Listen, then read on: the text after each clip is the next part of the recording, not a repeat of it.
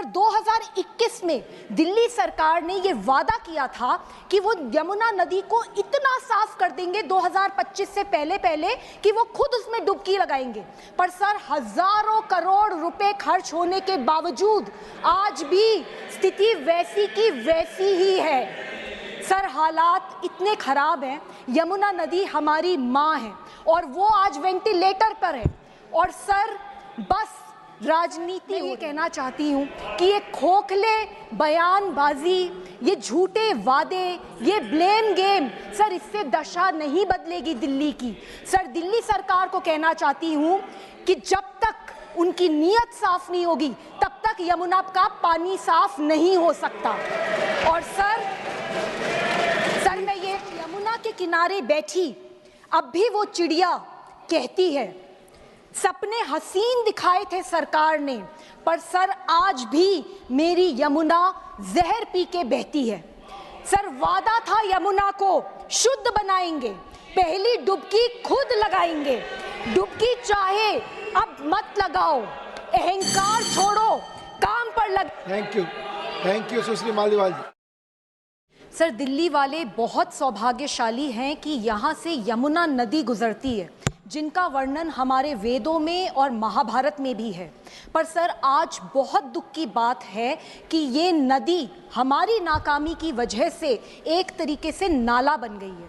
Sir इस नदी की सदियों से पूजा होती आई है, पर आज दिल्ली में 22 नाले इस नदी में गिरते हैं, यमुना नदी में गिरते हैं। और sir 238 million gallon untreated sewage हर दिन इस नदी के अंदर डाला जा रहा है। सर हालात ये हो गए हैं कि ये नदी जहरीला झाग ज़्यादा दिखती है और पानी कम।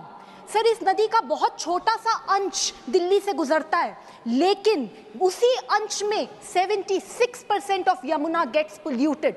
सर हालात बहुत ख़राब है। 55 सीवेज ट्रीटमेंट प्लांट्स की अर्जेंटली ज़रूरत है, जिसमें से दिल्ली में सिर्फ 35 हैं और सर उनमें से 22 तो स्टैंडर्ड्स भी नहीं मीट करते। सर हर दिन दिल्ली में इलीगल तरीके से कई इंडस्ट्रीज और factories heavy metals, toxic chemicals इस नदी में बहाती हैं और सर उसकी वजह से हमारी ज़िंदगी में जहर घोला जा रहा है, जिसके ऊपर कोई कार्यवाही नहीं हो रही।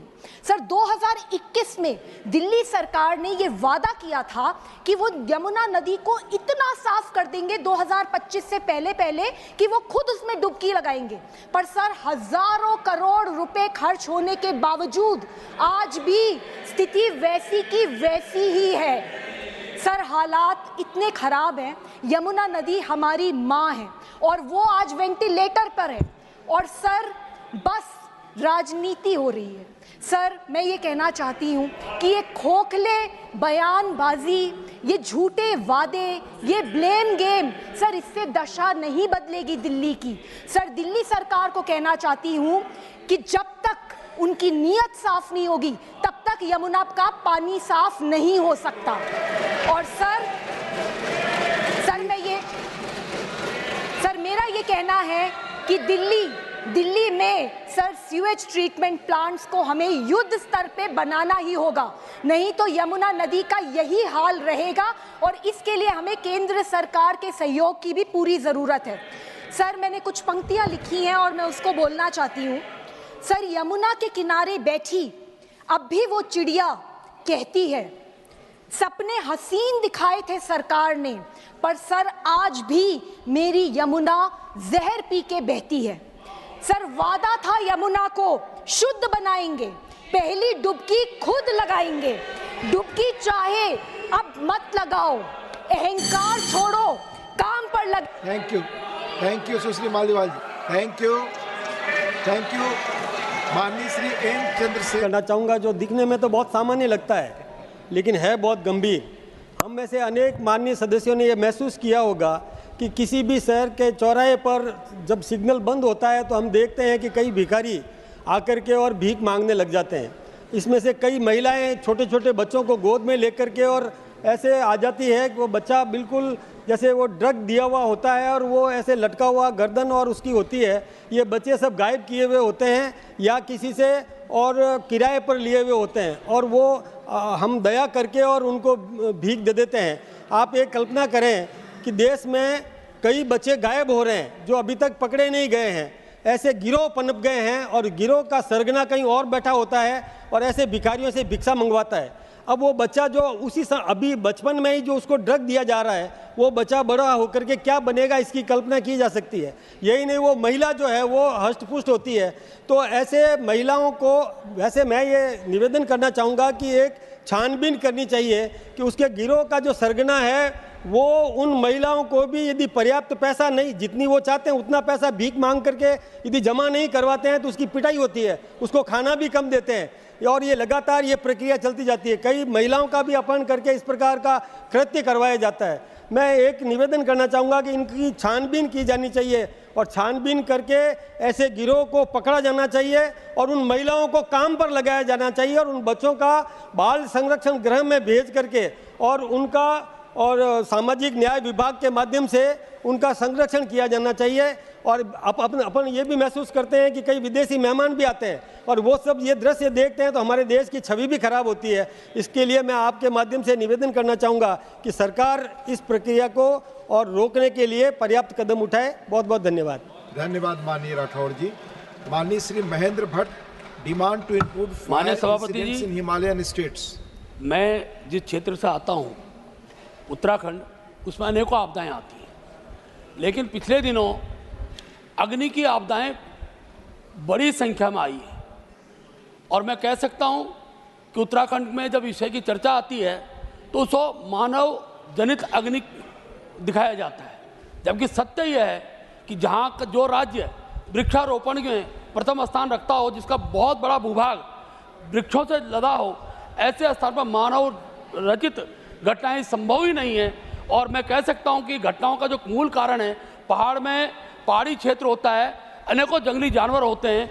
ग्रीष्म काल के अंदर जब वो चलते हैं तो पत्थर के टकराने से अनेकों अग्नि की घटनाएं होती हैं। महोदय, बताना चाहूँगा कि पहाड़ में पिरूल, जो चीड़ की पत्ती का है, उसके कारण बड़ी घटनाएं होती हैं। हमारी राज्य सरकार ने प्रयास भी किया है कि पिरूल की दृष्टि से वहाँ 50 पिरूल संग्रह केंद्र हमने बनाए हैं।